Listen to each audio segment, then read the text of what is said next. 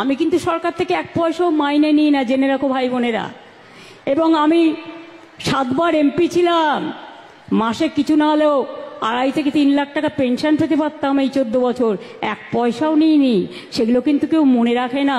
আর পশ্চিমবঙ্গ সরকারের chief secretary বসে আছে, তার সামনে বলছি, আমি কোনো সার্কিট হাউসে গেলেও সেখানেও টাকা দিয়ে থাকি। আমি বই লিখি, সেই টাকা থেকে যা পাই। আমি গান লিখি, গানের থেকে যা পাই আমার চলে। আমি একা মানুষ, আমার কিসের দরকার? কিসের দরকার? খাই তো একবেলা, আমার কিসে লাগবে? আমি টাকা চাই না, আমি মেধা চাই। আমি টাকা চাই না, আমি আত্মসম্মান চাই। বাংলা মায়ের সম্মানে আঘাত করলে আমার গায়ে আঘাত লাগে। আমাকে আপনারা যা ইচ্ছে গালি দিন, আমার বিরুদ্ধে অপপ্রচার করুন, কুৎসা করুন, চক্রান্ত করুন, আমি লড়ে নেব। আমার বুকের পাটা আছে, জেনে রাখুন।